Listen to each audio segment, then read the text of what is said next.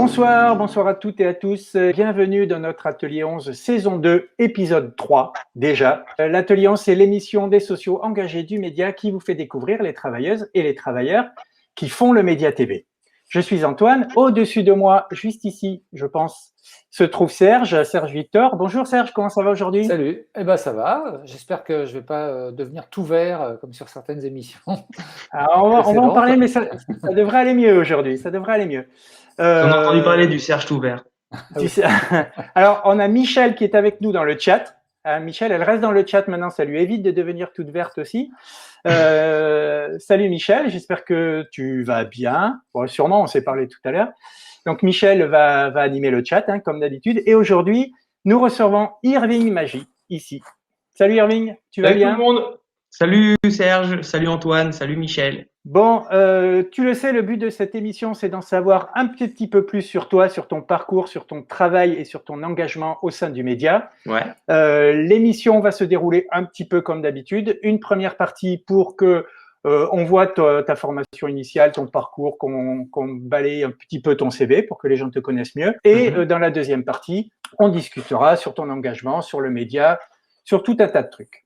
Voilà. Okay, ça marche. Alors, Irving. Ouais. Tu as déjà vu quelques émissions? Oui, oui. Donc, tu sais qu'on va passer tout ton CV. Alors, généralement, on commence au bac. Avant, ça compte pas. Ok. Le brevet, c'est vrai que bon, ça sert à rien. Il faut travailler quand même. Déjà une polémique. Alors, après le bac, tu pars en BTS. Alors, tu as un parcours un petit peu atypique pour les gens qui, tels qu'ils peuvent t'imaginer. Il risque d'y avoir des surprises, je pense. C'est bordélique, je peux le dire. Alors, atypique, moi, je dirais. Alors, tu as commencé en post-bac par faire un BTS, donc pas de fac pour commencer, un BTS de management des unités commerciales. Ouais. Alors là, déjà, nous, on bug. Il faut que tu nous expliques ce que sont les unités commerciales et comment ça se manage, ce genre de trucs. Alors, les unités commerciales, c'est tout bête, ce sont juste des boutiques, des magasins. C'est une unité, c'est un terme faussement technique, le jargon inutile, bien inutile ce aussi. Non, mais en fait, on va quand même revenir un peu avant le bac pour expliquer ça. Je suis parti d'un bac technologique qui s'appelait STG à l'époque. Et en fait, après ça, j'ai fait une petite année de BTS compta que j'ai arrêté. Et après, donc, je suis allé vers un BTS management des unités commerciales qu'on peut appeler BTS commerce pour faire plus simple parce que typiquement c'est ça l'idée. Et en fait, j'avais choisi un petit peu la voie de la facilité parce que quand j'étais adolescent, j'étais un peu feignant. J'avais pas envie de travailler plus que ça et j'ai choisi un peu la voie de facilité. J'ai arrêté le premier BTS parce que ça me gonflait. J'ai voulu arrêter le second parce que ça me gonflait aussi. Et parce qu'en plus, j'étais dans une classe de petits bourgeois pas tenté et j'ai assez mal vécu cette période. Mal vécu, c'est un grand mot, mais bon, voilà, j'étais pas très à l'aise, disons. Mais bon, je me suis dit, je vais pas non plus abandonner tous mes BTS et faire collectionner les premières années. Donc, je me suis dit, je vais faire l'effort de l'avoir pour ensuite me diriger vers la filière qui me correspond le mieux, celle que j'ai suivie ensuite à la fac. D'accord. Donc, alors, après ton BTS, du coup, tu récupères la fac, justement. Tu fais une première année de maîtrise. Donc à Paris 10 Nanterre. De licence en fait, j'ai même commencé à la deuxième année. En fait, j'ai repris de la L2 et la L3, j'ai eu ma licence. Ah oui, alors oui, c'est ça, pardon. Donc après le BTS et jusqu'en 2014, donc L2, L3, M1. Voilà. Ouais. Et M2. Feignant, j'ai pris moins de notes. Donc d'abord en sciences politiques. Ouais, alors c'était à Nanterre. Parce que souvent quand on dit sciences politiques, tout le monde renvoie à Sciences Po. Ah là, il a fait Sciences Po. Non, voilà. J'étais à la fac de Nanterre et d'ailleurs j'ai moi-même insisté pour aller à la fac de Nanterre et y rester parce que justement je voulais faire sciences politiques après. C'était plus par souci d'épanouissement intellectuel que de recherche de débouchés professionnels. Donc en fait j'avais épluché toutes les filières sciences politiques qu'il y avait à Paris, dans la région parisienne et comme ça là était vraiment très axé sociologie et philosophie. Sciences sociales et philosophie, je me suis dirigé vers celle-là. Et je suis resté jusqu'à la M2, en fait, où j'ai eu mon master travail politique et parlementaire. Il y a une histoire particulière. Il y a une histoire particulière à Nanterre. C'est une raison de ton choix, Nanterre ou Alors, le folklore un je cache peu pas que je me suis dit, oh, Nanterre, le folklore mai 68.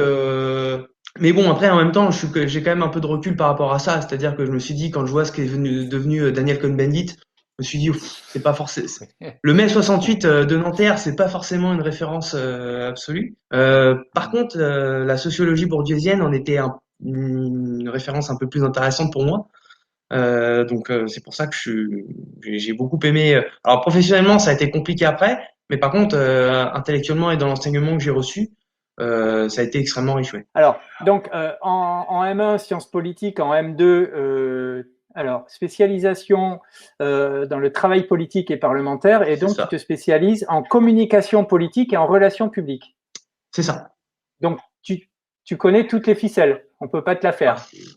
non, je connais pas toutes les ficelles, malheureusement. Mais j'en connais assez pour savoir que déjà, le monde des relations publiques, c'est un monde, excusez-moi du terme, de salopard. Et ensuite, parce qu'on avait un petit module où il y avait des intervenants qui venaient nous voir. Et, on a eu droit à un peu tout, hein. Des mecs, un mec une fois qui vient et qui nous dit, moi je suis spécialiste en restructuration d'entreprise. Donc c'est-à-dire le mec est spécialisé pour négocier en fait les absorptions, rachats, fusions, etc. Tout ce qui derrière va déboucher sur des destructions d'emplois. Donc voilà, le mec assumait complètement d'être copain avec le Medef et tout. Bon voilà, sans complexe. Donc bon, Mhm. comme à l'époque j'étais un petit peu j'étais un petit peu provocateur. Bon voilà, je posais toujours des questions dérangeantes. Donc ça c'est pour les RP et pour la communication politique, une petite anecdote peut-être ou Alors là, j'ai moins d'anecdotes parce que là, pour le coup, cette partie-là était beaucoup plus intéressante. On faisait beaucoup de sociologie des médias, de sociologie d'espace public, de choses comme de sociologie des partis politiques, etc. Donc là, c'était quand même beaucoup plus intéressant. D'accord.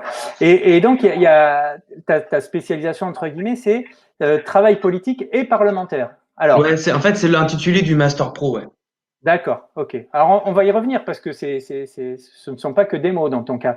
Et parallèlement, tu es inscrit apparemment à Paris 3 Sorbonne pour faire un deuxième Ouais. master, on va dire, Ouais, bah en justement, parallèle. comme je parlais justement de mon appétence pour l'épanouissement intellectuel et moins pour les débouchés professionnels, en sortant du master de Nanterre, je me suis dit, je suis pas chaud pour rentrer dans la vie active là tout de suite. Je me sens pas vraiment bien professionnalisé. Enfin, en tout cas, j'avais cette crainte et je me suis dit, bon, je vais aller chercher un autre master. Et comme, en fait, je nourrissais déjà l'envie d'être journaliste, plus journaliste culturel en fait, parce que ma passion c'est la musique. Et bon, je savais très bien qu'avec mes études, ça allait pas non plus être très facile. Donc j'ai un petit peu laissé tomber. Je me suis dit bon, je vais rester dans la suite logique et je me suis dit je vais aller voir un petit peu études européennes et même si je suis complètement anti-européen, anti-Union européenne, je me suis dit autant euh, pour mieux Connaître connaître l'ennemi. son ennemi, faut bien se renseigner dessus, bien apprendre de lui. Donc je me suis dit pourquoi pas ce master études européennes qui professionnellement ne m'a pas mieux servi d'ailleurs. Bon, En fait, je suis pas doué pour choisir pour choisir mes filières d'études. au moins, tu connais ton ennemi, enfin, l'un de tes ennemis. Ouais. Je le connais bien. Alors, au cours de ces années, évidemment, il y a des stages. Hein. Oui, Le premier gros stage que tu vas faire, c'est un stage de 4 mois, carrément, pour le coup, en tant qu'assistant parlementaire. c'est ça. Donc, tu as été assistant parlementaire d'un député Et oui. qui était.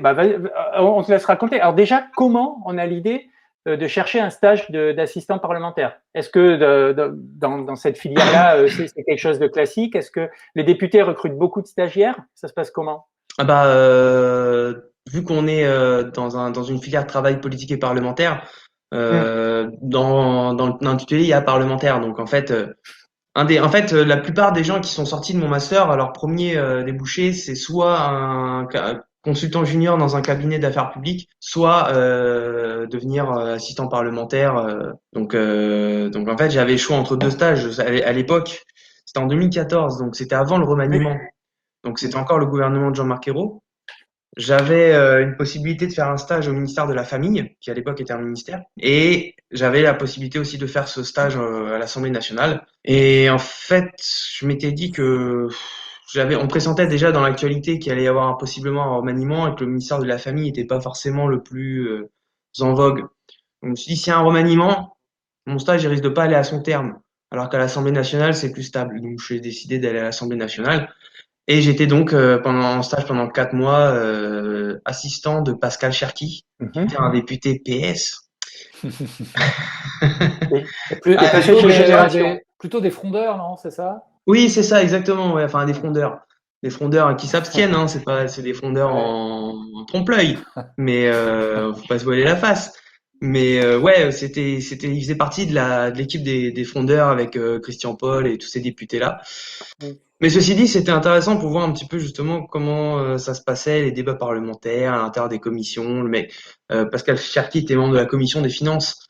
Donc ça va, c'était pour un stage, c'était une des commissions les plus intéressantes. Et donc en plus dans un contexte où il y a des petites bisbilles au sein du groupe parlementaire qui sont nées de la nomination de Manuel Valls au poste de Premier ministre à la place de Jean-Marc Ayrault. Donc voilà, je cache pas que le stage n'était pas inintéressant. Après bon, vous savez, un stage, on envoie les CV un peu partout, et puis c'est celui qui nous prend quoi. Et alors, sur le travail parlementaire, est-ce que tu as constaté des choses comme ce qui a été un peu révélé dernièrement sur Mhm. véritablement l'exploitation quoi, des, des attachés parlementaires, des collaborateurs d'élus qui ont l'air de trimer Bah sous moi à les airs pas l'époque, possibles. alors en fait à l'époque ça s'observait pas vraiment. Enfin en tout cas moi j'ai pas pu l'observer au cabinet du député dans lequel j'étais parce que déjà il y avait qu'un seul directeur de cabinet qui avait une position plutôt confortable, que ce soit en termes de rémunération et en termes de conditions de travail.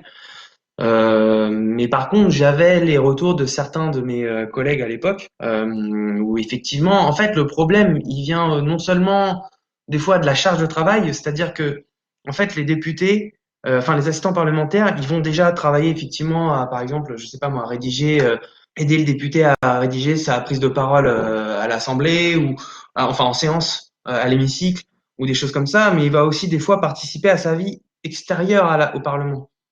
C'est-à-dire que des fois, il va accompagner son député au bureau national du parti. Par exemple, mon employeur, le directeur de cabinet de Cherki, il l'accompagnait au PS qui était pas très loin à l'époque, quand c'était encore rue de Solferino. Il l'accompagnait au bureau national. Donc enfin, c'est complètement extérieur au poste de parlementaire. C'est pas du tout dans les prérogatives d'un député de faire ça. Et du coup, pas non plus dans l'employabilité. Enfin, on outrepasse la fiche de poste quand on demande à un employé de faire ça. Donc évidemment, ça c'était récurrent chez beaucoup d'assistants parlementaires, surtout pour les qui sont auprès de députés qui sont très actifs, très populaires, très médiatiques. Moi, le mien, ça allait, il n'était pas ultra médiatique non plus. Mais voilà, donc et puis aussi, surtout, ce qu'il faut savoir, c'est que c'est des emplois qui n'ont pas de statut, juridiquement parlant, en fait. C'est-à-dire que bah c'est pas nécessairement un CDI, c'est pas. Donc en fait, on peut les virer un peu. Enfin, en tout cas, à l'époque, on pouvait les virer. Je sais pas si ça a changé maintenant, je me suis pas renseigné. Mais à l'époque, on pouvait les virer un peu n'importe comment. Et là-dessus, il y avait deux syndicats qui s'étaient d'ailleurs formés. Je sais plus, je crois qu'ils étaient assez récents, justement pour essayer d'obtenir un statut pour le poste de assistant parlementaire. Pour que ce soit Alors, d'ailleurs nommé collaborateur parlementaire, parce qu'ils estimaient qu'assistant, c'était un petit peu dégradant, sémantiquement parlant. alors, j'allais te poser un petit peu la même question que Serge, mais je vais essayer de l'ouvrir un petit peu. Est-ce que pendant ce stage, tu as appris des choses enfin, auxquelles tu t'attendais carrément pas? Alors, soit en bien ou en mal par rapport à la vie de l'Assemblée nationale, aux députés, etc. Alors, à la limite, on aimerait bien avoir deux histoires, une positive et une super négative. Bah Vas-y, alors la balance, positive, balance, balance, balance.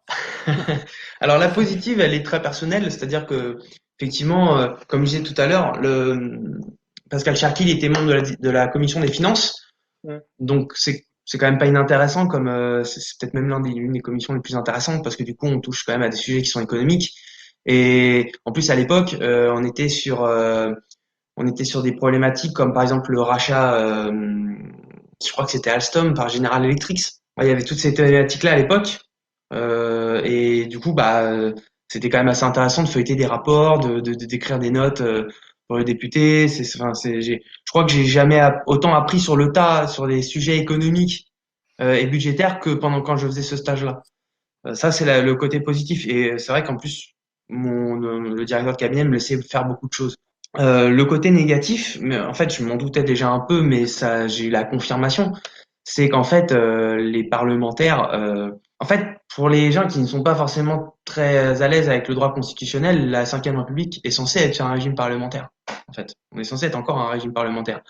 Mais les députés ont tellement peu de prérogatives que, en fait, c'est le gouvernement qui leur marche dessus enfin, je veux dire, alors certes, les frondeurs étaient pas très on peut pas dire qu'ils étaient très pugnaces parce qu'ils se contentaient de s'abstenir quand il fallait voter le projet de loi de finances ou des choses comme ça.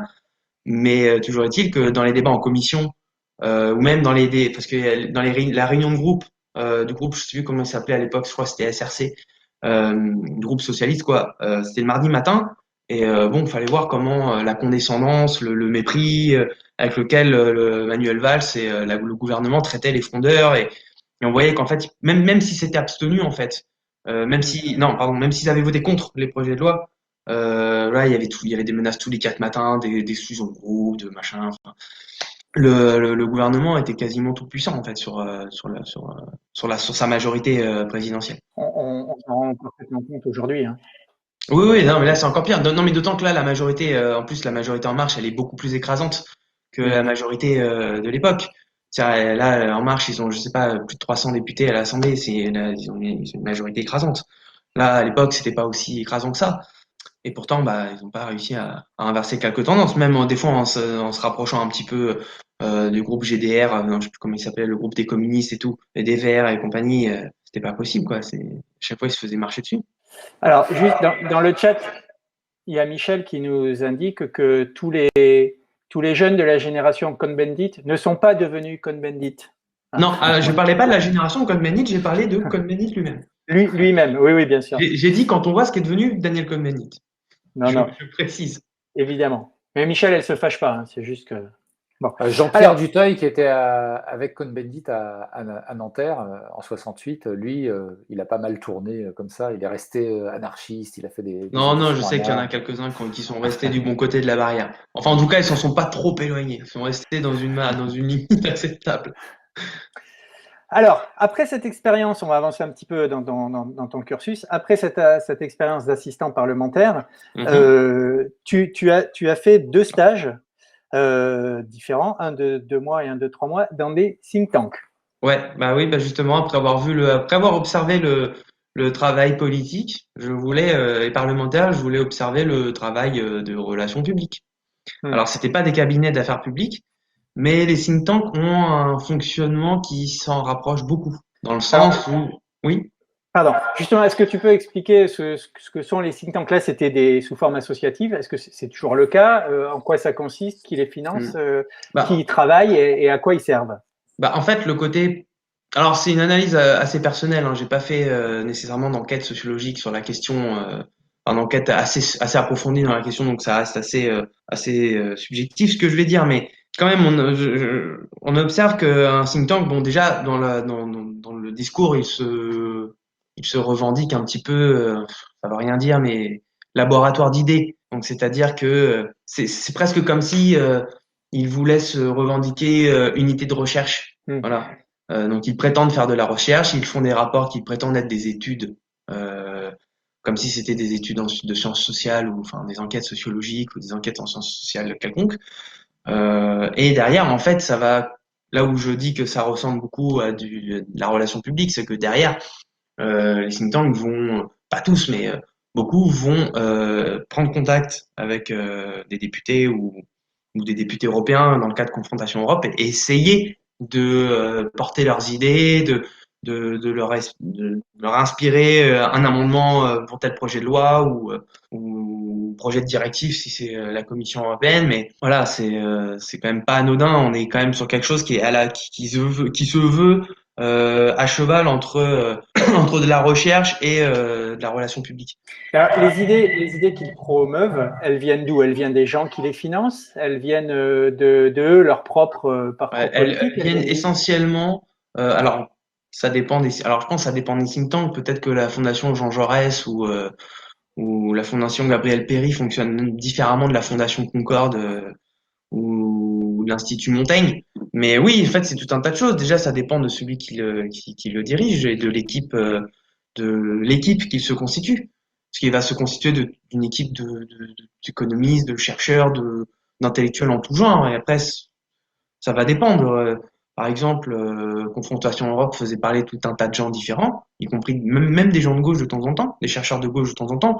Mais bon, il y avait quand même une dominante social-libérale, voire carrément néolibérale assez affirmée. Mais c'était intéressant, même si bon, le stage en soi était un petit peu agaçant parce que je lisais des trucs ouais, très énervants. Mais c'était quand même intéressant de voir ça de l'intérieur.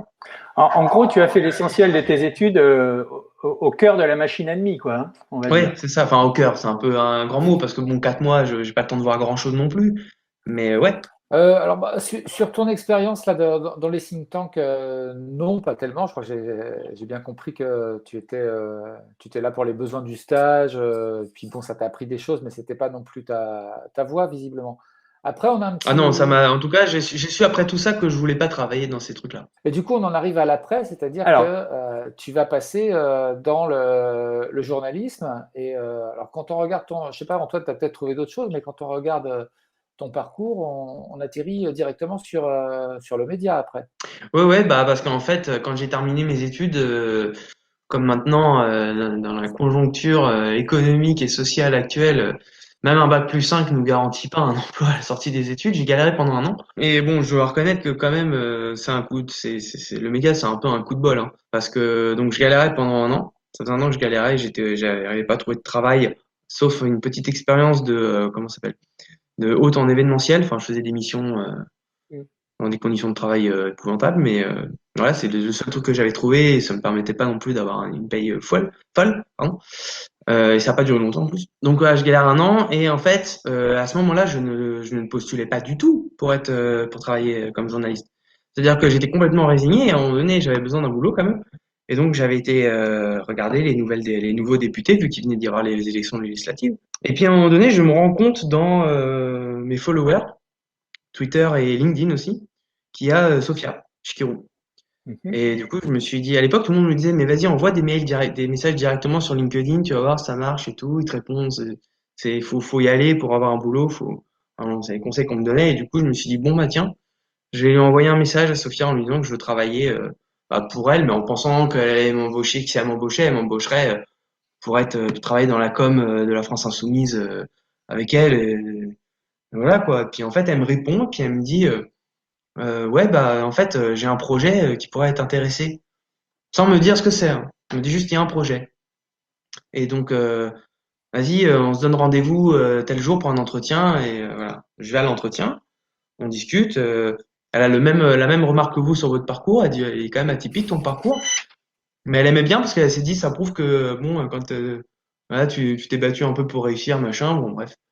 Mais donc, elle me demande un petit exercice pour tester ma plume, sans doute.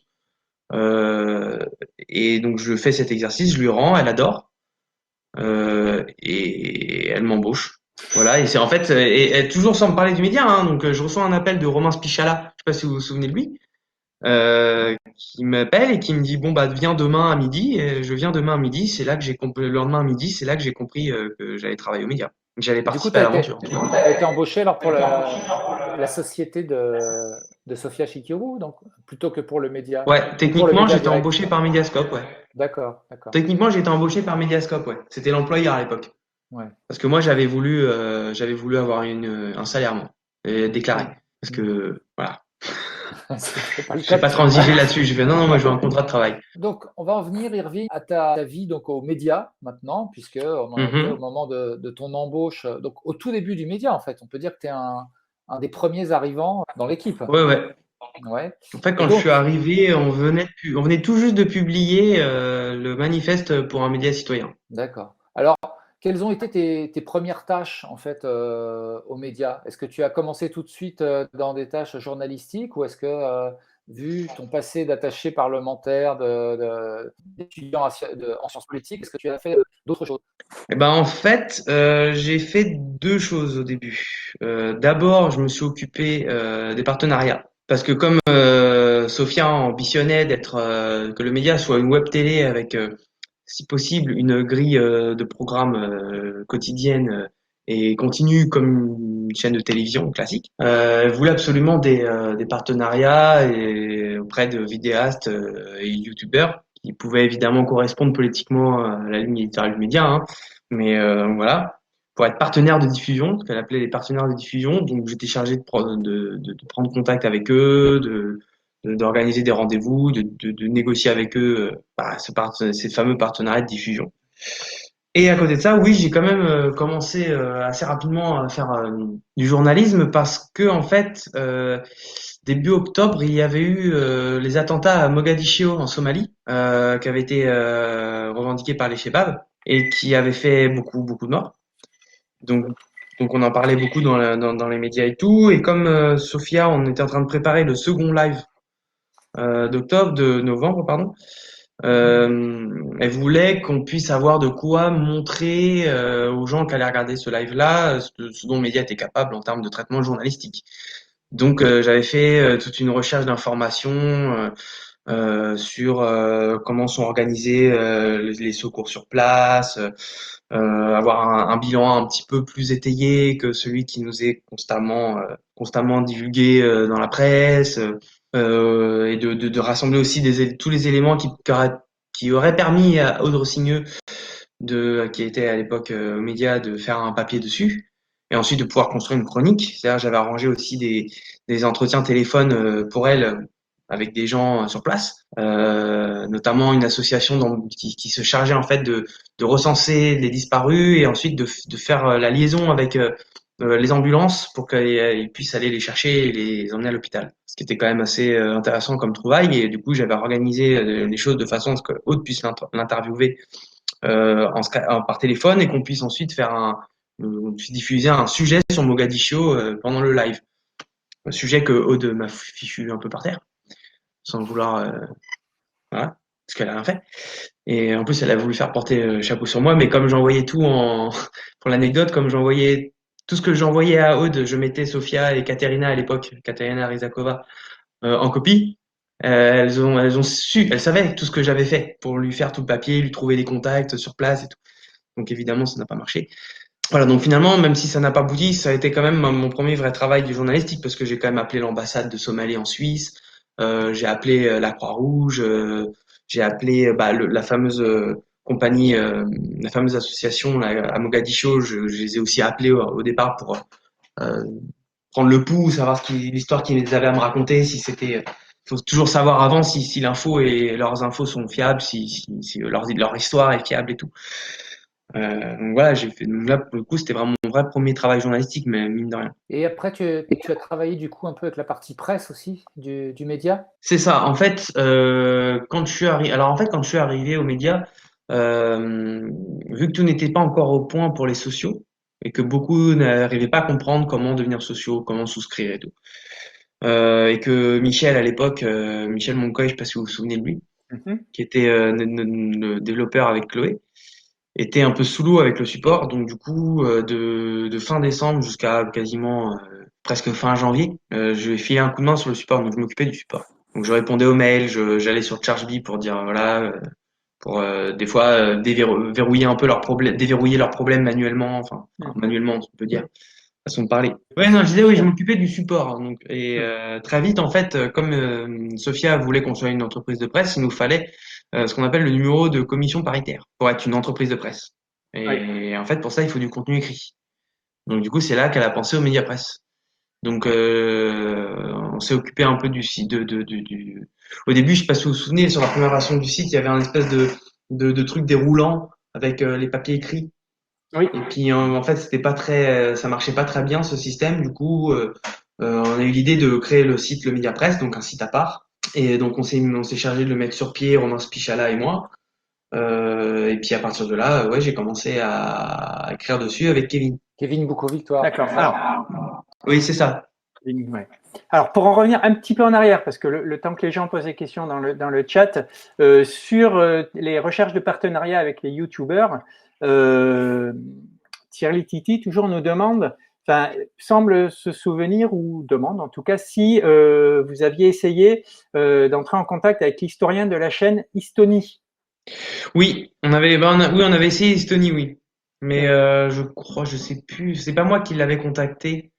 Je crois que c'était Laura Papachristou. Donc je sais pas du tout sur quoi ça va aboutir, mais en tout cas il a dû refuser parce qu'après je le voyais pas dans la rubrique partenaire. Donc moi par exemple j'avais réussi à faire diffuser les vidéos de jeux vidéo et histoire, par exemple. On avait eu le D'accord. partenariat avec lui, Romain Vincent, qui c'est son nom sur Twitter, et une démarche que je trouvais intéressante.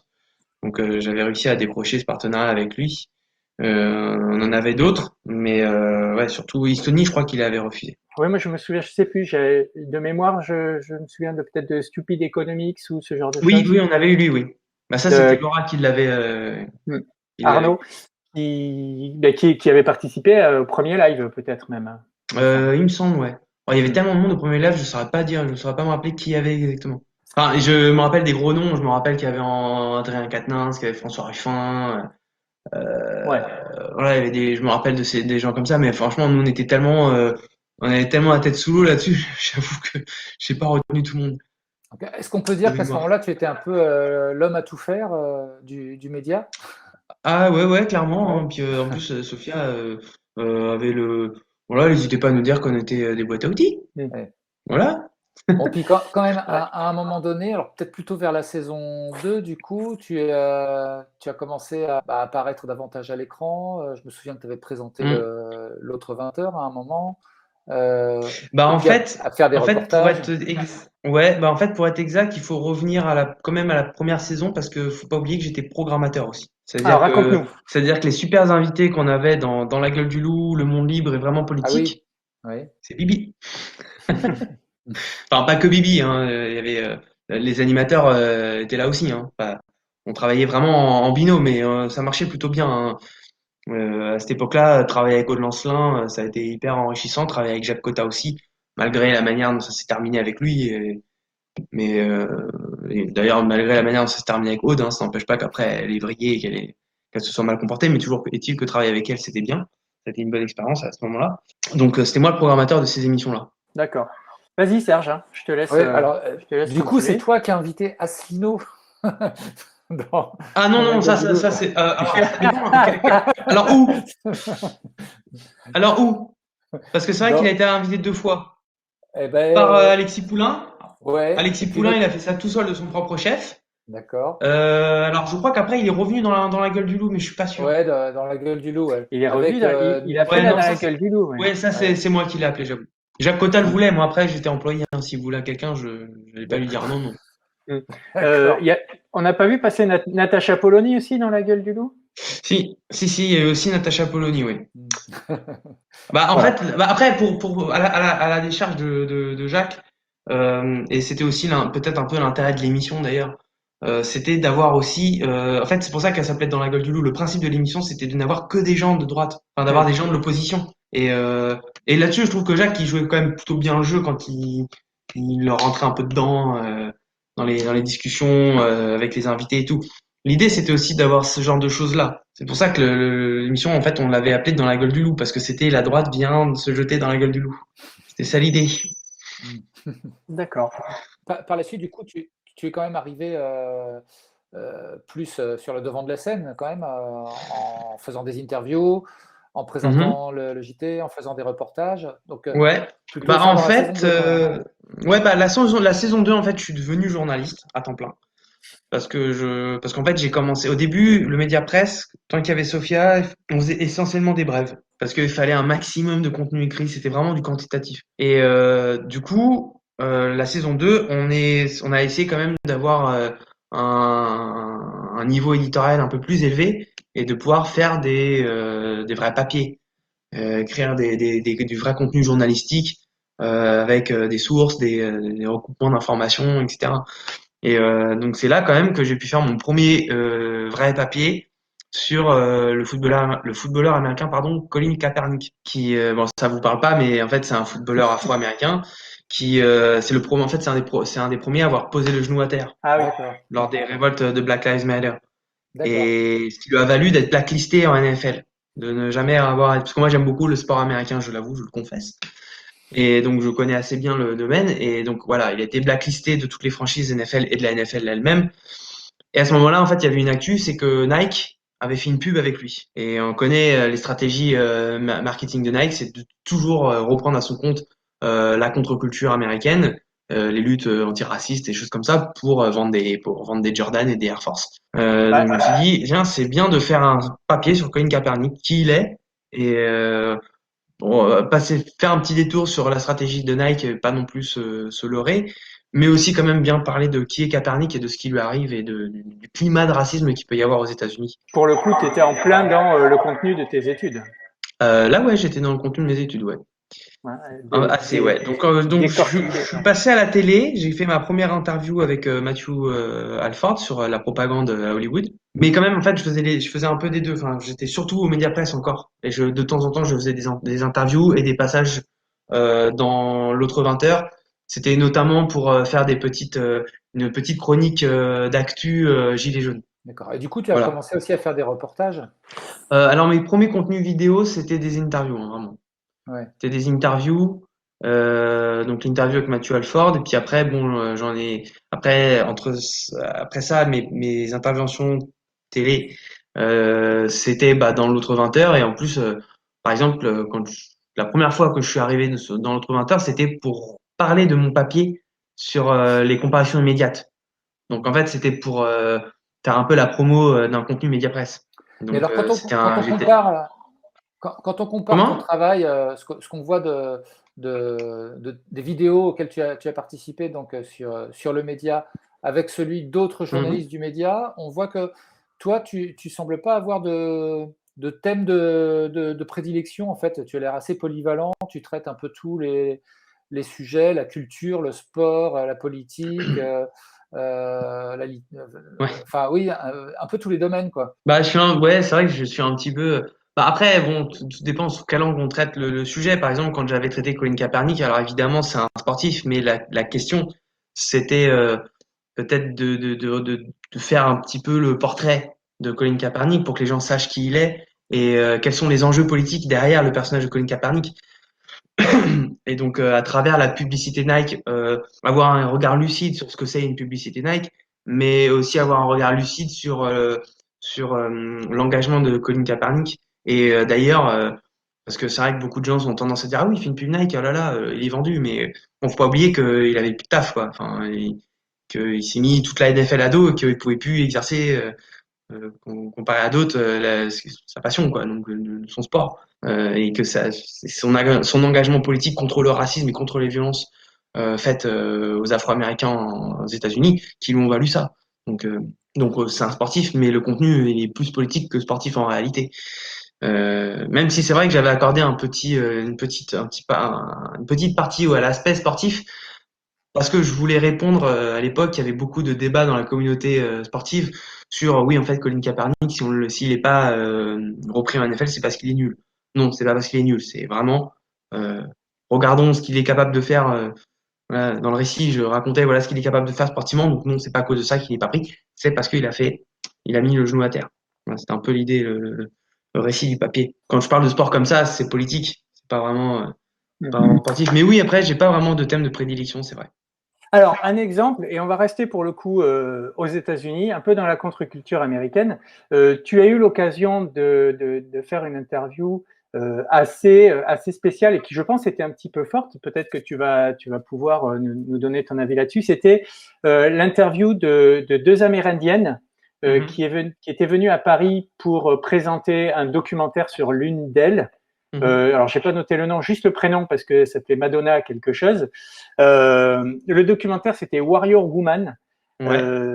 Et donc, c'était un documentaire sur, à la fois en creux sur je pense, la colonisation américaine de ce qui est devenu les États-Unis, et un petit peu sur le féminisme. Est-ce que tu peux nous parler peut-être déjà vite fait de ce documentaire et après de cette interview, sachant que le média, à l'époque, était partenaire de la sortie de ce documentaire en France. Oui, c'est ça. Je ne sais pas s'il y a des gens qui se souviennent que le média était partenaire d'événements culturels comme ça, parce qu'aujourd'hui, ça se fait plus du tout.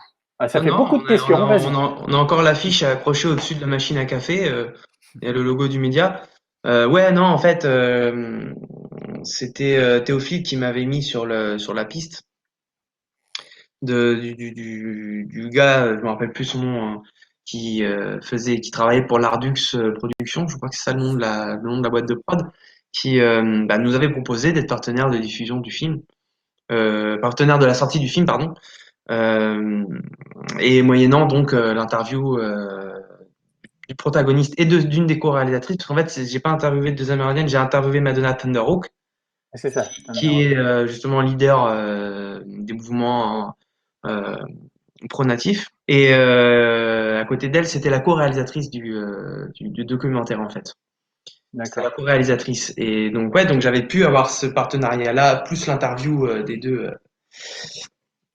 deux personnes. Et c'est tout, bah ouais, ça, franchement, alors bon, encore une fois, c'est pas un sujet qui a fait un nombre de vues incroyable. Mais comme je vous disais tout à l'heure, je sais pas non plus les vues, j'en fais un peu fi quand un sujet me passionne. Et là, franchement, c'était vraiment incroyable. Alors, heureusement qu'il y avait Alice Carviel et une traductrice pour m'aider parce qu'évidemment, je ne parle pas, j'ai un anglais très, très moyen. Alors, au début de l'interview, hein, tu introduis de deux ou trois phrases d'anglais. Hein, quand même. Ouais, avec un accent quand même assez pathétique. C'était short but memorable. Hein, Ouais, c'est ça, exactement. Exactement. Et du coup, ouais, mais après, c'était passionnant, quoi, d'avoir ça au Méliès. Du coup, je me suis dit, bah, je vais essayer d'organiser un dispositif un peu spécial. Donc, je suis allé tourner au Méliès. Oui, à Montreuil. Donc j'ai fait un petit plateau d'intro et un petit plateau de conclusion pour que ça fasse un truc un peu habillé, quoi, qu'on voit que que c'est un peu spécial et tout. On a pu poser le plateau de tournage à l'extérieur, mais en fait le problème c'est que Madonna est arrivée très en retard, ce qui Mm. explique qu'à la fin de l'interview, en fait, les gens se font la queue pour rentrer dans la salle pour aller voir le film Warrior Woman. Euh, voilà, c'est pour ça qu'il y a de la foule à la fin. On aurait dû commencer beaucoup plus tôt pour s'éviter D'accord. ça justement et continuer d'avoir la profondeur dans le plan. Mm. Ah oui. Alors, Michel, au passage, anime le chat et donc elle fournit les liens. Hein. Donc, il y a le lien vers l'interview et il y a le lien vers le site du film documentaire aussi. Allez le Donc, regarder, allez le regarder. Et allez regarder voilà. l'interview aussi. Dans tes rôles encore aux médias, il y a peut-être des choses aussi qu'on ne voit pas forcément. Du coup, je pense que dans la dernière émission de l'Instant Porcher, là, quand Elsa a annoncé qu'elle partait, elle a salué l'équipe et elle a donné ton nom dedans. Alors, est-ce que tu joues un rôle, toi, dans l'Instant Porcher? Alors, mon rôle était minime, c'est-à-dire que j'en ai cadré deux. J'en D'accord. ai cadré deux, mais après on est aussi très amis. Enfin, on s'entend très bien avec Elsa.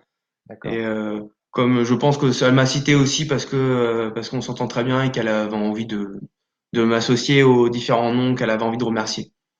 D'accord. Mais j'ai fait partie deux fois de l'équipe technique, deux fois j'ai cadré. Faut savoir un peu tout faire hein, aux médias, j'ai l'impression. Mais c'est ça qui est intéressant, ceci dit. Visiblement. Ouais. Moi qui n'ai pas de formation journalistique, c'est bien d'apprendre tout un tas de choses différentes sur l'état, pas uniquement à écrire des reportages ou des papiers, aussi des fois l'aspect technique, la caméra. Ouais. Alors, comme Serge le disait, tu es assez éclectique dans le choix des sujets. Hein, tu n'as pas vraiment on va dire de guide comme ça qui te conduit. Et du coup, ça se voit puisque tu participes à plein d'émissions. Tu fais régulièrement des face cam. Tu fais Le Monde n'a pas de centre. On s'autorise à penser aussi. On t'a vu en présenter quelques-uns. Pas mal de reportages, des entretiens actus. Tu fais à part peut-être État d'urgence ou Le Regard danois. J'allais dire. Non, c'est tout. Voilà. Sinon, tu participes un petit peu à tous les formats.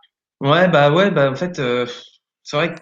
Alors peut-être que je sais pas, peut-être certains diront que c'est un défaut de ne pas être spécialiste. Bon après quand même, je fais quand même beaucoup de sujets. C'est depuis le Covid, on va dire, voire peut-être un peu avant le Covid.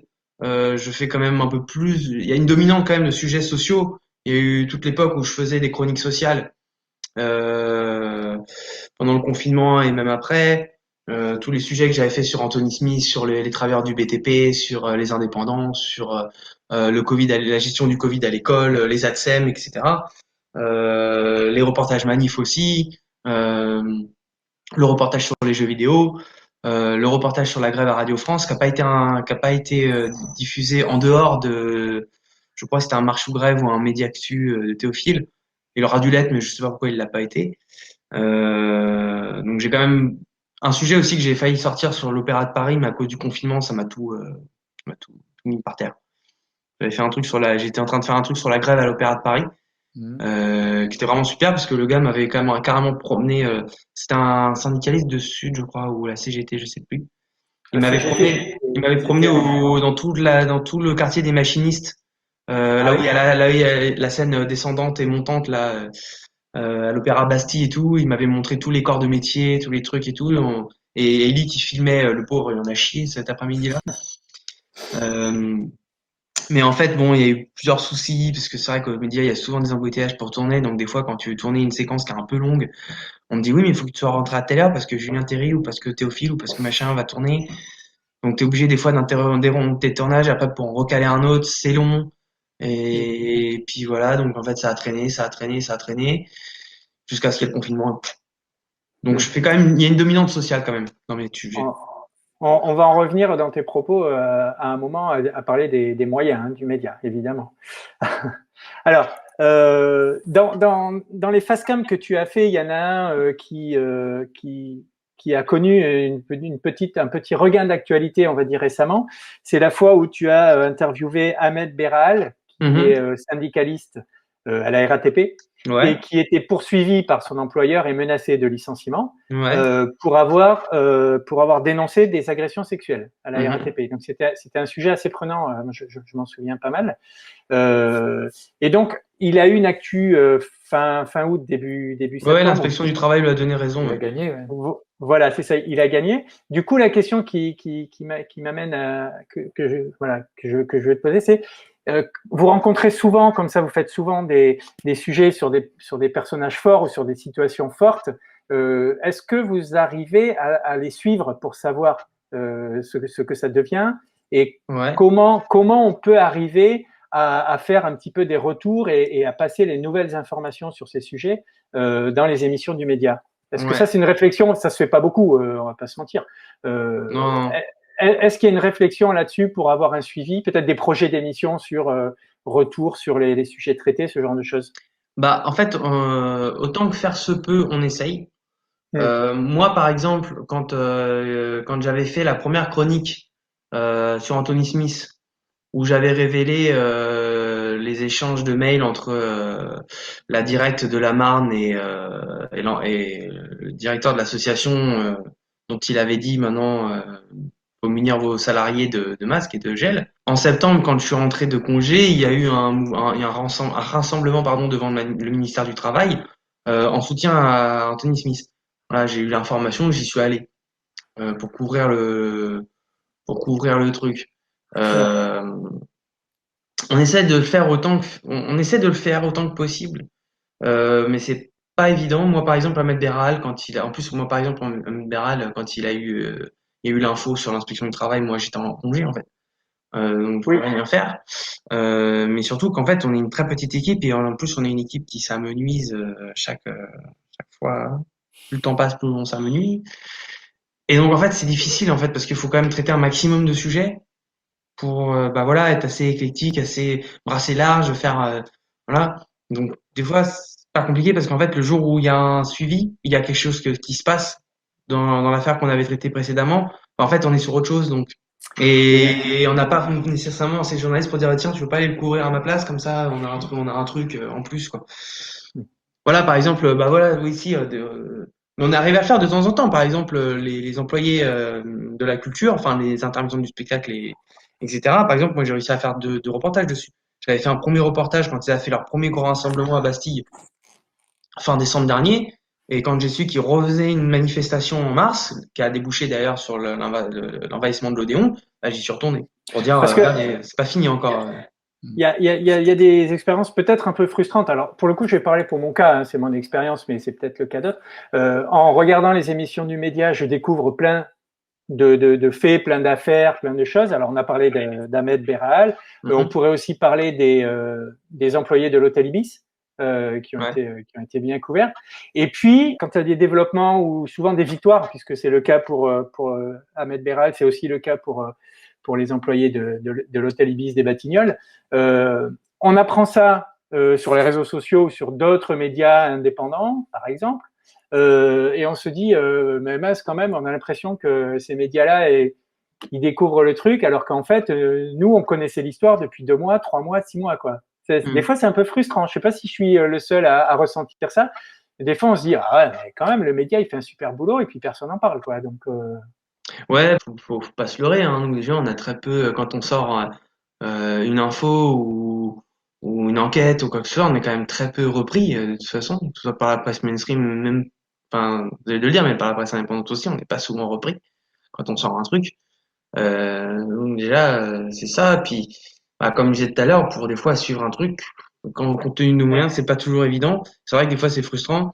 Alors des fois, ce qu'on fait quand on peut, c'est par exemple, bah, parce qu'en fait, il y a eu et j'ai fait la même chose pour Alexandre Gamal, par exemple. C'est un autre employé RATP qui était aussi menacé de licenciement. J'ai fait un face cam in situ avec lui pour faire un petit peu rapidement son portrait et raconter ce qui lui arrivait. Et quand l'inspection du travail lui a donné raison, on a up le sujet pour dire, voilà, ouais. pour au moins poster sur les réseaux, Alexandre Algamal obtient un gain de cause. Regardez, on était allé le rencontrer il y a 2 mois. Oui, c'est le minimum. Alors, à propos, tu parles des facecam. Est-ce que, alors les facecam, c'est un format un peu particulier puisque, d'une façon générale, on voit pas du tout l'intervieweur.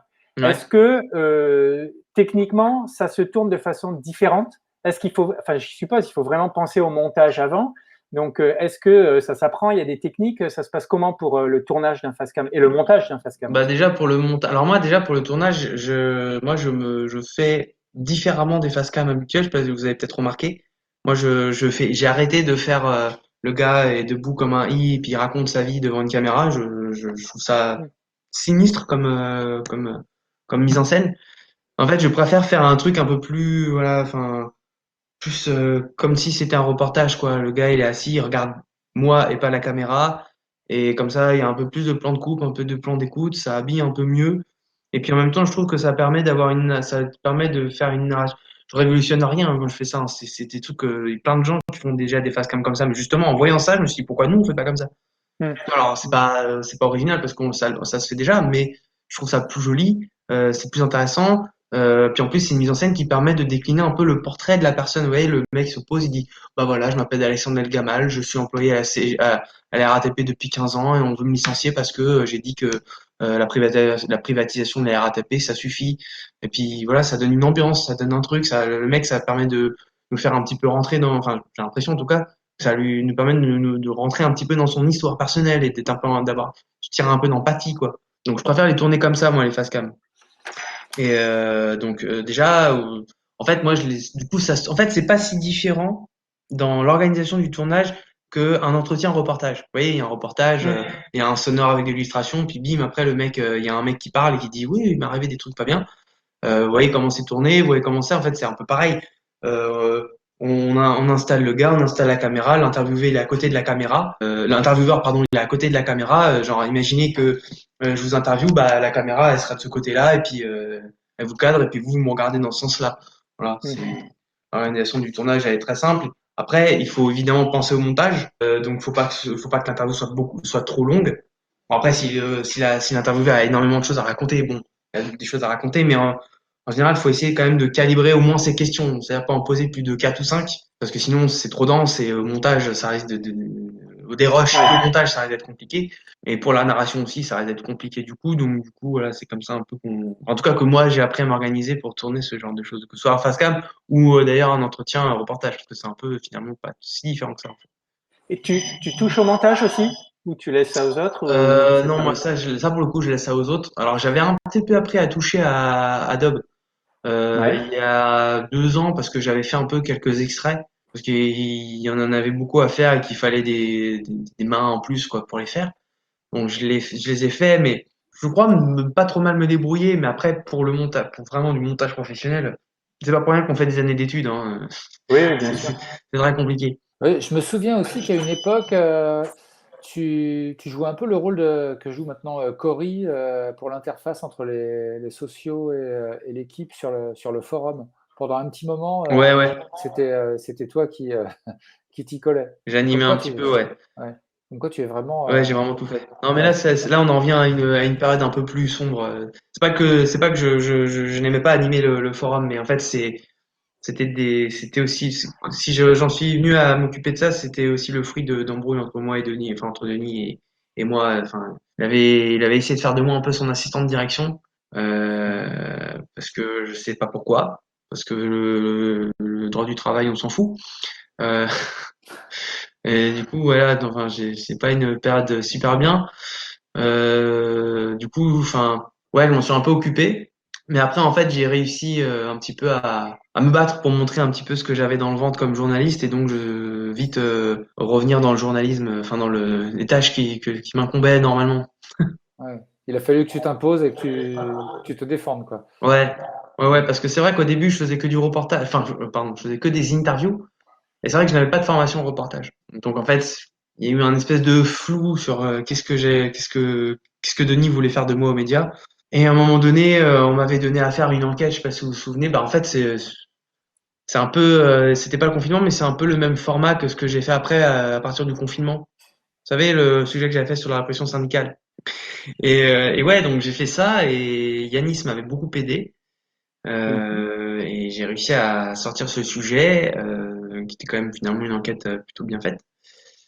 Euh, où j'arrivais quand même à démontrer que le ministère du Travail, enfin en tout cas la Direction générale du travail faisait un petit peu n'importe quoi, non seulement avec le droit du travail, mais avec le droit tout court, donc c'est-à-dire avec des décisions de justice qui quand même invalidaient des procédures de licenciement. Et quand je dis procédure, décision de justice, je parle même pas de l'inspection du travail, hein, je parle du tribunal administratif, voire même du conseil des prud'hommes. Donc voilà, c'était quand même une enquête plutôt pas mal. Et après derrière ça, j'ai volé de mes propres ailes. En fait, j'ai fait mon premier vrai reportage, parce que la répression syndicale c'était plus un format chronique.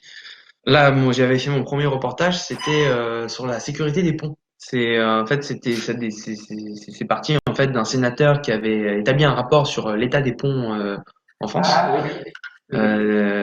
Et du coup, enfin, pour dire qu'en gros, ils étaient en très mauvais état, et il venait d'y avoir un pont qui s'était effondré En dans les Italie? alentours de En Toulouse. Italie. Ouais. Donc du coup, j'ai fait un petit reportage que j'ai réussi avec mon petit camarade Eli à bien illustrer. Et voilà, à partir de là, je suis redevenu, enfin, c'était clair. J'étais journaliste, j'étais à nouveau journaliste. Voilà, vous savez tous, ils avaient d'autres questions sur les Transparent, moyens. Sur les transparent. moyens c'est ça, ouais, Aux médias, on est comme ça, on est transparent. aux sociaux engagés, on est plus que transparent. On fait comme à la maison, quoi, hein, puisqu'on est à la maison. Alors, tu as dit beaucoup de choses où tu as laissé, t'as posé plusieurs ambiances sur un petit peu des choses qui se sont passées au cours de l'histoire du média. C'est vrai que, comme tu l'as dit au départ, hein, tu es arrivé aux médias avant même le média, on va dire, quasiment. Tu as connu tous les médias. J'ai connu le média Sophia Chikirou, j'ai connu le média Aude Lancelin, j'ai connu le média Denis Robert et maintenant le média Le média. Le média. Le média. Du coup, aujourd'hui, quelle est ta vision du média actuel? Est-ce que c'est un petit peu le média que tu aurais voulu? Alors, en dehors des moyens, hein, bien sûr, on va parler vraiment du projet lui-même. Ouais. Mais attends, excuse-moi, avant de partir de ça, Serge, tu voulais pas me parler de mon interview sur les Jazzwoman? Ah, Exact. oui, on avait parlé tout à l'heure, effectivement. C'est un aspect aussi de ton travail, c'est que donc tu as fait des interviews. Tu nous as dit que tu étais passionné de musique. Effectivement, il y avait Ouais. cette interview assez particulière, donc de deux femmes œuvrant dans le jazz, ce qui est rare quand même. Rare au niveau médiatisé, quoi. J'ai un peu bataillé avec Théophile pour la faire celle-là parce que bon, il s'est tout de suite dit que ça va pas faire de vues, parler de jazz aux médias, ça va faire. Il a eu raison, ceci dit. Hein, ça a fait 5000 vues, hein, donc il a pas eu tort. Mais je me suis dit que c'était quand même un truc à faire parce que bon, on est quand même un média féministe. Et en fait, Dolores venait de faire un entretien sur un super entretien avec Sophie Rosemont, je sais plus comment elle s'appelait, sur les femmes la place des femmes dans le rock. Mm. Et donc je trouvais que c'était une super idée et c'est une belle interview en plus et qu'elle avait fait d'ailleurs à Cocodisc. Enfin, c'est un disquaire qui est dans la rue des Écoles à Paris. Et je me suis dit bah tiens moi aussi je vais le faire. Mais sauf que moi mon truc c'est un peu c'est le jazz et je me suis dit bah je vais faire un entretien avec deux instrumentistes de jazz sur la place des femmes dans le jazz mais des instrumentistes parce que bon des vocalistes il Oui, y en les a beaucoup. chanteuses, oui, ça va, mais Par contre, dans l'histoire du jazz, des instrumentistes, bon, il y en a moins. Bon, il y a Carla Bley au piano, il y a Anita O'Day, enfin, il y en a eu, il y a Alice Coltrane au piano, enfin, il y a eu des gens. Mais très très peu. Il y avait une sous-représentation des femmes dans l'instrument, enfin derrière un instrument de jazz qui était quand même assez ouf. Et je voyais quand même, ça fait 10 ans que ça commence à changer un peu. Enfin, voilà, on a quand même maintenant Sophia Loor et Anne Passeo, par exemple, qui sont respectivement saxophonistes et pianistes, et batteuses. Et bon, il y en a beaucoup d'autres, hein, Géraldine Laurent, etc. Du coup, je me suis dit, allez, nous, on est un média féministe, on dit qu'on est un média culturel aussi, donc allez, on va faire un sujet un peu, on va se tenter de faire un sujet un peu pointu là-dessus, sur la place des femmes dans les instruments de jazz. Et en plus, j'ai réussi à me démerder pour le faire au Sunset, qui est un jazz club assez connu, qui est situé à côté de la rue des Lombards. Voilà. Mais c'était un petit kiff quand même. Ça n'a pas fait de vue, mais franchement, je trouve. En plus, Ah, puis j'ai été repris par TSF Jazz, donc ah. On C'est va le vrai que repousser. la musique, c'est pas très présent aux médias. Il n'y a pas tant d'émissions que ça qui non, ont traité de la en musique. fait, sur la musique, on a fait quoi? Je mets à l'écart je mets d'écart la première saison, parce que c'est vrai qu'il y a eu quelques artistes qui sont venus vite fait dans le JT, mais bon, c'était des trucs tellement courts et en plus, enfin maintenant, qui se souvient des JT en direct de la saison 1? Pas beaucoup. Mais ouais, sinon, en parlant de musique, je crois, moi de mémoire, j'ai l'impression qu'on en a parlé que 3 fois. J'ai l'impression.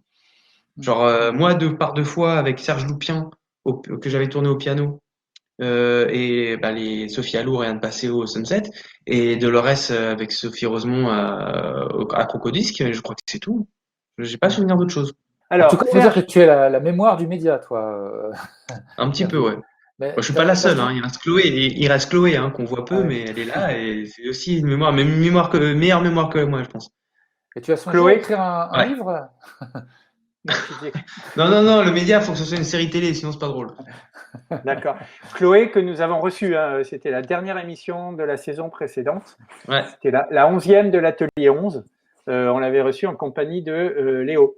Ouais. Voilà, on avait Ah oui, reçu c'est vrai, oui, c'est vrai. les deux en même temps. Alors, Serge, sauf si j'ai encore zappé une des questions que tu avais prévues, je sais Non, plus. non, non. On allait parler, je pense, du média d'aujourd'hui, du Ouais, coup. le projet coopératif, ouais. Voilà. Voilà, c'est ça. C'est ça. Ma question au départ, c'était est-ce que le média tel qu'il est aujourd'hui, toi personnellement, te convient qu'est-ce que tu pourrais espérer pour qu'il soit encore mieux, pour qu'il évolue Voilà. Comment tu te positionnes par rapport aux médias d'aujourd'hui? Parce que j'imagine que quand même, pour avoir vécu tout ce que tu as vécu, il faut quand même sacrément s'accrocher et croire à quelque chose au départ. Je sais pas comme par quel bout prendre. Parce que c'est vrai que ça fait combien de temps qu'on promet une coopérative? Ça fait 4 ans. Hmm. Et quand est-ce qu'elle a vu le jour? Le 1er mai de cette année, quand même. Et bon, en plus, on peut pas dire qu'il y a eu beaucoup de communication dessus, en plus. Enfin, c'est pas comme si on avait fait une vraie campagne de communication pour dire ça y est, promesse tenue, le média est une coopérative, sans incriminer personne, hein. C'est pas, je veux dire, on est en sous-effectif, ça fait depuis la crise de Denis Robert, on est en sous-effectif total. Donc en fait, dans ces conditions-là, organiser la coopérative entre guillemets, des campagnes de com, c'est très compliqué. En plus, il y a eu le chômage partiel. Enfin, ouais, c'est un peu un. Oui, c'est ça. C'est arrivé. Il y a eu la crise du Covid qui est arrivée par-dessus tout ça en plus. En Hein, fait, c'est le pas. problème, c'est que là, on est plus occupé à comment survivre. Voilà quoi. Qu'est-ce qu'on pourrait améliorer? Je sais pas parce que là, on a un petit peu. Moi, je suis assez franc, hein, donc j'ai comme gars, donc j'ai l'impression qu'on a enfin, c'est un petit champ de ruines quoi. Hmm. C'est assez compliqué. Projet coopératif, comment comment déjà en fait pour être une coopérative en fait, il faudrait que les gens sachent qu'on est une coopérative. Et des fois, je me demande là dans l'état actuel des choses, vu que en fait on est tellement occupé à survivre on n'a pas vraiment communiqué sur le fait qu'on était une coopérative. Est-ce que les gens savent qu'on est une coopérative ou se souviennent qu'on est une coopérative? Déjà, Moi, je me pose. dans le projet coopératif, il faudrait assurer le projet déjà. C'est ça que tu essayes de dire, quoi. Ouais, ouais. Et Hmm. pour un projet, ça demande de l'investissement aussi. Ça demande, par exemple, d'avoir le temps. Être coopératif, c'est pas juste avoir un forum et puis des sociaux qui font. Enfin, et vous qui faites un zapping, ça va plus loin que ça. Par exemple, nous on a peu de moyens, mais par exemple, ce qu'on pourrait faire, moi, ce pourquoi je milite beaucoup, c'est la chaîne Twitch, par exemple. Parce que la chaîne Twitch, c'est un endroit où on peut être interactif. Où par exemple, les sociaux et même les non-sociaux, ma foi, parce que quand on est coopératif, pourquoi être coopératif juste avec les sociaux et pas les non-sociaux qui nous regardent sincèrement, je parle pas des trolls, hein. Parce qu'il y a des trolls aussi qui nous regardent malheureusement, c'est la dure loi d'Internet, mais pour ceux qui nous regardent sincèrement et qui n'ont pas forcément les moyens d'adhérer aux médias, mais qui nous regardent sincèrement et avec intérêt. Twitch, c'est un outil idéal pour faire de la coopérativité et de l'interactivité surtout, parce que être coopératif, c'est ça aussi, c'est de l'interactivité. Et par exemple, animer une émission permet aux gens de poser des questions. Si demain, je sais pas, Théophile arrive à débourser, à débloquer Montebourg ou Mélenchon, par exemple, donc une grosse tête parmi les candidats à l'élection présidentielle, admettons. Eh ben, ce serait bien qu'on puisse avoir un Twitch où les gens puissent poser des questions à Montebourg, à Mélenchon, à Sandrine Rousseau ou Yannick Jadot, si c'est l'un des deux, et qu'un des deux est invité dans la matinale. Poser des questions à Nadia, poser des questions à Taha, poser des questions à David Guiraud, poser des questions aux chroniqueurs qui sont là, ou je sais pas. C'est aussi comme ça qu'on peut organiser l'interactivité. C'est pour ça que moi je tenais très fort à la chaîne Twitch, Ouais. par exemple. Je pense que c'est un bon outil, en dépit du peu de moyens qu'on a, de pouvoir la rendre visible, cette coopérativité. Alors, c'est quand même un peu de boulot, hein. C'est du boulot, ouais. Non, mais je sais que c'est du boulot. C'est pour ça que j'ai bien conscience quand, dans l'état actuel de nos forces, c'est compliqué. Je sais. Je sais bien que c'est compliqué. Je pense qu'à un moment donné aussi, bon, une entreprise, bon, là, je vais dire des gros mots. Mais c'est vrai qu'une entreprise, bah, faut investir pour qu'elle se développe. Là, on est dans la merde, mais si à un moment donné, on est toujours sur la défensive, non, on protège le peu de trésorerie qui nous reste, ça va être compliqué. Moi, je pense qu'il faut à un moment donné investir dans des journalistes, dans Twitch, dans des choses qui pourront nous faire avancer et aussi susciter l'adhésion parce que on demande des dons, mais on demande pas beaucoup l'adhésion des gens. Alors, dis à Théo que on a appris 2-3 trucs sur Twitch, ça peut servir. Ouais. Je lui dirai. Serge, est-ce que tu as une dernière question avant qu'on remercie les personnes qu'on a remerciées? Bah, est-ce que tu as, toi, des sujets là, que tu comptes traiter bientôt et que tu peux nous annoncer comme ça ou des projets de format ou je sais pas, est-ce que tu Ouais. as des choses sur le feu là, que tu peux nous annoncer? On aime bien avoir des scoops, nous, on aime bien. Bah alors déjà, je prépare un OZAP avec Franck Godichaud. Hein. J'ai du mal des fois avec les noms. On voulait pas. Avec Franck Godichaud qui a écrit sur les gauches, les expériences en fait des gauches latino-américaines. Donc de la fin des années 90 à la fin des années 2010, donc Chavez, le couple Kirchner en Argentine, Evo Morales en Bolivie, Rafael Correa en Équateur, etc. Et il fait un peu le bilan de ces années et du relatif échec sur lequel ça a débouché finalement. Constat sur lequel je suis d'accord. D'ailleurs, j'avais écrit un papier là-dessus pour le Mediapresse où j'avais interrogé un journaliste du Monde Diplo et un sociologue et une économiste spécialiste de l'Argentine sur la question. Parce que sortir peut-être aussi de la critique. C'est vrai que quand les gauches sont tombées, on a tout de suite dit oui, bon, un coup d'État parlementaire pour Lula, ce qui est vrai. Il y a aussi une intervention des États-Unis de façon un peu différente d'avant, mais en fait, je m'étais tout de suite dit, en fait, c'était après l'élection de Bolsonaro. Et je m'étais tout de suite dit, on peut pas épuiser l'analyse du bilan de ces expériences qui étaient quand même assez uniques quand même pour l'époque. En disant seulement ça, il y a aussi des choses, notamment dans les politiques économiques et industrielles de ces pays-là, qui n'ont pas été faites et qui ont fait que, en fait, ces pays tellement dépendants de comment dire, de l'exportation de matières premières, on finit par se réendetter parce que, en fait, quand on est dépendant de matières premières, il suffit que le cours des matières premières, on est trop dépendant, du coup, on se rend dépendant aussi des marchés financiers et donc du cours des matières premières qui, à chaque fois que les prix augmentent, on n'arrive plus à les vendre et donc à les exporter et donc ça crée des crises économiques comme au Venezuela, comme il y en a eu en Argentine, etc. Et donc c'est intéressant aussi de faire cette analyse-là. J'espère que ça va vous intéresser. C'est alléchant en tout cas ce que tu nous annonces. Et je prépare j'aimerais aussi refaire un petit sujet international parce que là, qui dit élection présidentielle, qui dit on va peut-être un petit peu, peut-être pas trop, mais parler un peu d'Europe. Et il y a les élections législatives en Allemagne. Merkel tire sa révérence.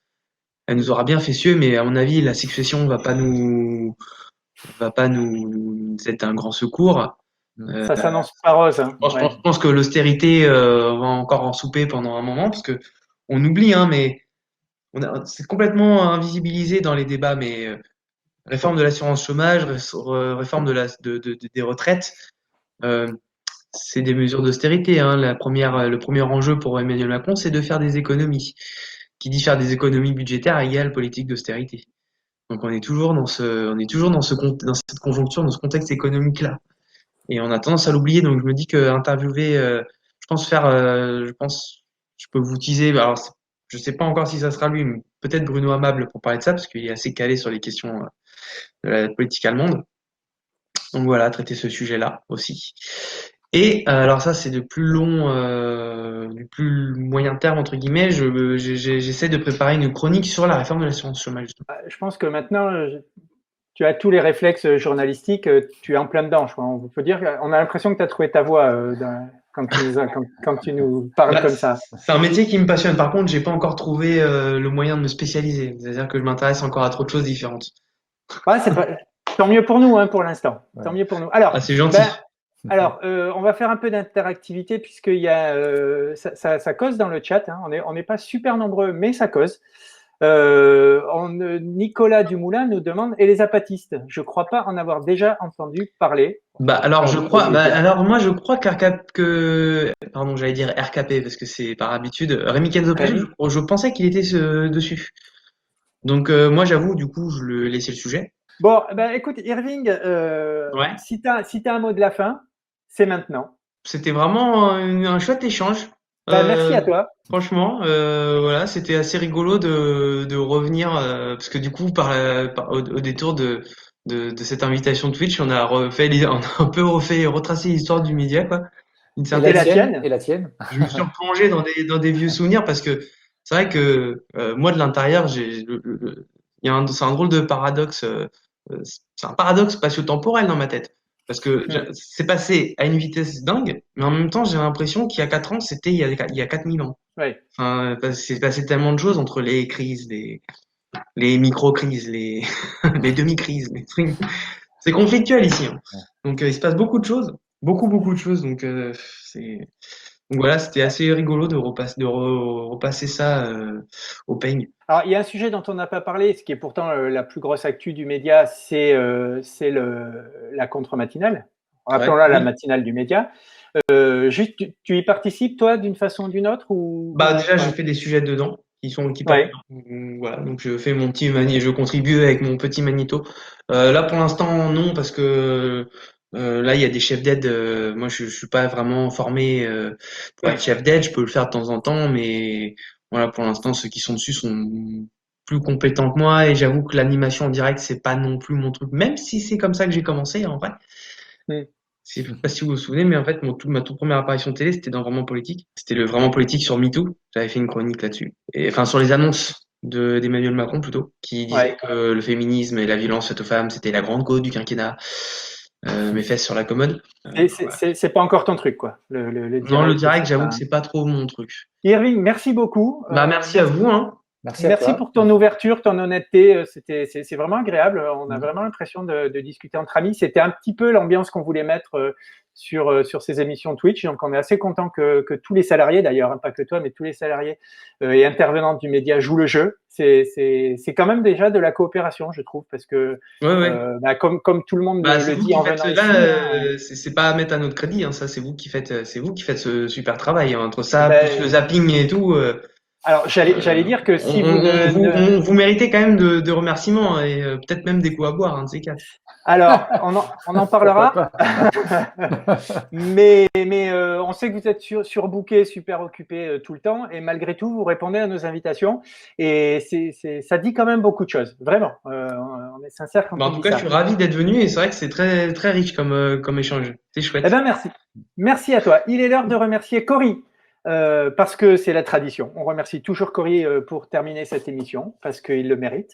Et il fait un boulot très ingrat, très invisible et très indispensable. Alors, on vous rappelle que l'un des moyens de soutenir le média, c'est de diffuser ses contenus. Vous pouvez aussi diffuser les contenus des sociaux engagés. Hein. Vous trouverez sur Twitter, sur Facebook, sur YouTube, sur Instagram, sur Mastodon, aussi bien le média que les sociaux du média. Vous pouvez évidemment devenir sociétaire à partir de 5 € par mois. Vous l'avez compris, on est passé un petit peu vite dessus parce qu'on s'attarde régulièrement sur le sujet. Le média a vraiment, vraiment, vraiment besoin de votre argent, de vos moyens, parce que c'est la seule source de revenus, vraiment la seule. Même si on vous sollicite one shot, enfin si le média vous sollicite one shot pour la matinale en ce moment, il faut aussi penser, si vous le pouvez, dans la limite de vos moyens, aux dons récurrents, en devenant sociétaire du média, par exemple, ce qui vous permet de participer à la vie du média, hein, notamment de vous exprimer sur les forums des sociaux, de participer, de voter dans les assemblées générales qui auront lieu pour déterminer le présent et l'avenir du média. Donc, c'est très, très important. On vous remercie. On remercie Irving, on remercie Serge et on remercie Michel qui était dans le chat et qui a été super efficace comme d'habitude. Merci à tous. Encore une fois, merci Irving. Ciao, salut.